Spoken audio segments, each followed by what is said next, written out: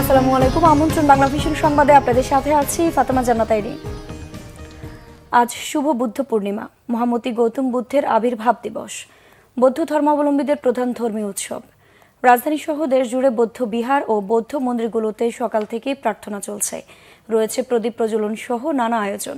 এছাড়া শান্তি শোভাযাত্রা, ধর্মীয় আলোচনা সভা, প্রভাত ফেরি, সমবেত প্রার্থনা, আলোচনা সভা, ধ্যান ও বুদ্ধ পূজার আয়োজনও রয়েছে। মানবজাতির সর্বাঙ্গীন শান্তি ও মঙ্গল কামনায় বিশেষ প্রার্থনার আয়োজন করা হয়েছে। দিবসটি উপলক্ষে রাষ্ট্রপতি মোহাম্মদ শাহাবুদ্দিন এবং প্রধানমন্ত্রী শেখ হাসিনা আলাদা বাণী দিয়েছেন।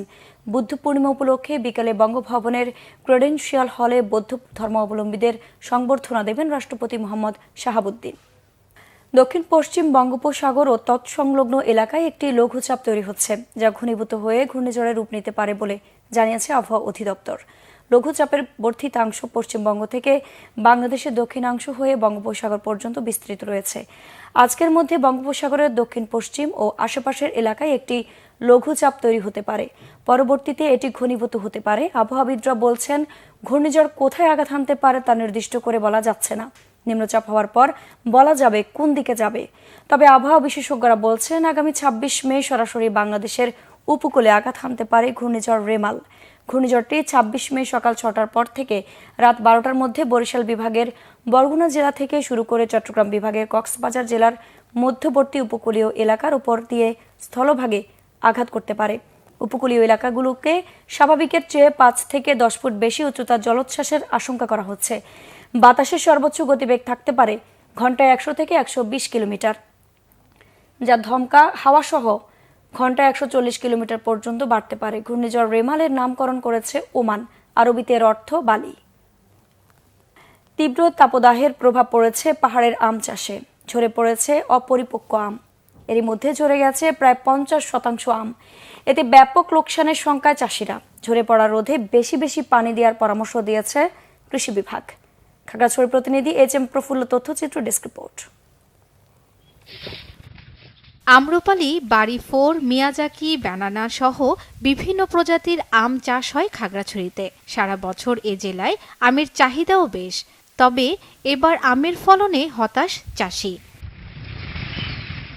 এই মৌসুমে বেশিরভাগ গাছেই মুকুল আসেনি। যেসব গাছে আম ধরেছে, অতিরিক্ত তাপমাত্রায় তার অর্ধেকই ঝরে গেছে। তীব্র খরায় ফুড ড্রপিংয়ের দিশেহারা কৃষকরা। পাহাড়ি এলাকায় সেচ দেয়া কষ্টসাধ্য হওয়ায় বৃষ্টি না হলে এর সমাধান দেখছে না তারা। গত বছর চাইতে এই বছর এমনিতে ফলন কম, তারপরে প্রচন্ড গরমে অনেক আম ঝরে গেছে, প্রায় 60% ঝরে গেছে, আর 40% আছে। দিন রাত পরিশ্রম করতেছি, পানি ওষুধ নানা দিয়ে চেষ্টা করতেছি, কিন্তু তারপরে আমটা ঝরে পড়তেছে। পানি আর ঔষধ দিয়ে ঠেকানো যাচ্ছে না আমের ঝরে পড়া। ঋণ পরিশোধে দুশ্চিন্তায় চাষিরা। গত বছরের তুলনায় 5 ভাগের 1 ভাগও ফলন হয় নাই। যে ফলনগুলো এসেছে সেগুলো অতিরিক্ত খরার কারণে অতিরিক্ত ড্রপিং হচ্ছে, যার কারণে কৃষকরা এবছর কিভাবে লোন পরিশোধ করবে তা নিয়ে শঙ্কায় আছে। ফুড ড্রপিং রোধে গাছের গোড়ায় খড়কুটো দিয়ে মালচিং করা এবং বেশি পানি স্প্রে করার পরামর্শ দিয়েছেন বিশেষজ্ঞরা। ফল বৃদ্ধির জন্য যে পরিমাণ ময়েশ্চার প্রয়োজন হয় গাছে, সেই পরিমাণ ময়েশ্চার নেই। অন্যদিকে আমাদের বৃষ্টিরও অভাব রয়েছে এবং এইখানে আমরা জানি যে সর্বোপরি সেচের একটি অভাব সবসময় আমরা পরিলক্ষিত হয়। প্রতি লিটার পানিতে আপনারা 2 গ্রাম ইউরিয়া সার গুলিয়ে সেটা পাতাতে স্প্রে করলে এই ফ্রুট ড্রপটা কমবে। এছাড়া আরো আমরা পরামর্শ যেটা দিয়েছি সেটা হচ্ছে 5 থেকে 6% বোরিক অ্যাসিড। এটা যদি আমরা পাতায় স্প্রে করি তাহলে কিন্তু আমাদের এই যে ফুড ড্রপিংটা কমে যাবে। খাগড়াছড়িতে ৪,১৫০ হেক্টর জমিতে আমের চাষ হয়েছে। উৎপাদন লক্ষ্যমাত্রা ৪৯,৮০০ metric ton. Bangla vision news desk. Bangladesh যুক্তরাষ্ট্র টি-20 বিশ্বকাপ সামনে রেখে যুক্তরাষ্ট্রের কাছে টি-20তে হার নিদারুণ লজ্জায় ফেলে দিয়েছে বাংলাদেশকে। জিম্বাবুয়ে সিরিজের মতো যুক্তরাষ্ট্রের বিপক্ষে প্রথম টি-20তেও ব্যাটসম্যানরা ব্যর্থ হয়েছেন। হারের পর দলের ব্যাটিংয়ের দিকে অধিনায়কের আঙ্গুল তোলার কথা। হিউস্টনে ম্যাচ শেষে পুরস্কার বিতরণীতে নাজমুল হোসেন শান্ত সেটি করেছেন। একই সঙ্গে উইকেটের দায়ও রেখে গেছেন টাইগার অধিনায়ক। আমরা ভালো ব্যাটিং করিনি। আমরা প্রথম 2 ওভারে ভালো শুরু করেছিলাম, কিন্তু মাঝে উইকেট হারিয়েছি। আমরা আরও 20 রান বেশি করতে পারতাম।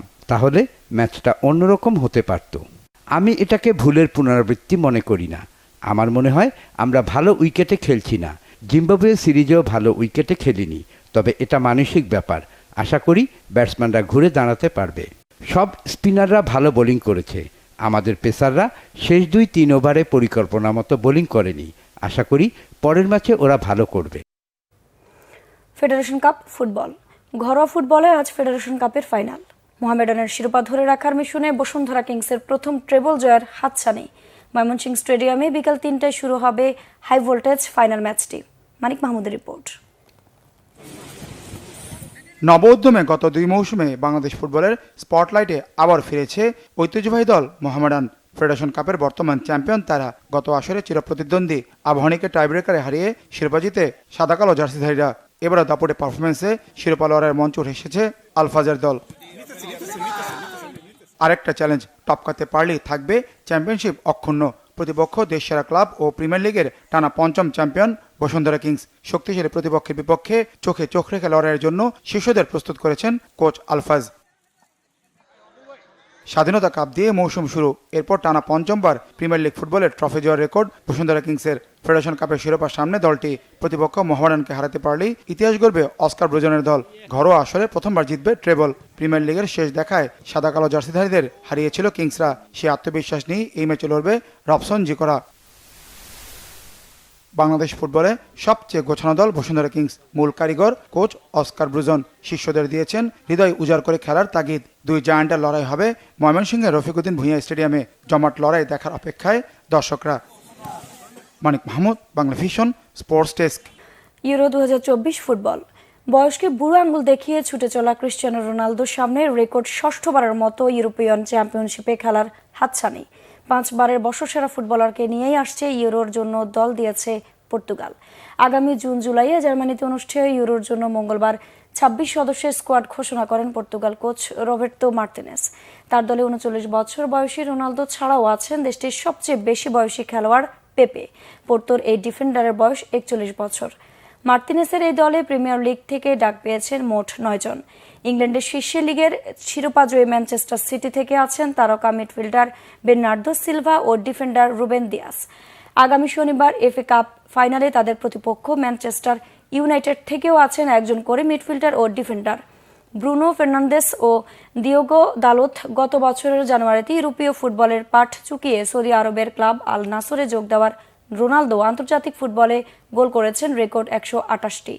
আল নাসরে হয়ে সব প্রতিযোগিতা মিলিয়ে এই মৌসুমে 42 ম্যাচে গোল তার 42টি। 2016 সালের ইউরো চ্যাম্পিয়নরা 18 জুন চেক রিপাবলিকের বিপক্ষে ম্যাচ দিয়ে ইউরো শুরু করবে। এফ কাপে তাদের জন্য 2 প্রতিপক্ষ তুরস্ক ও নবাগত জর্জিয়া।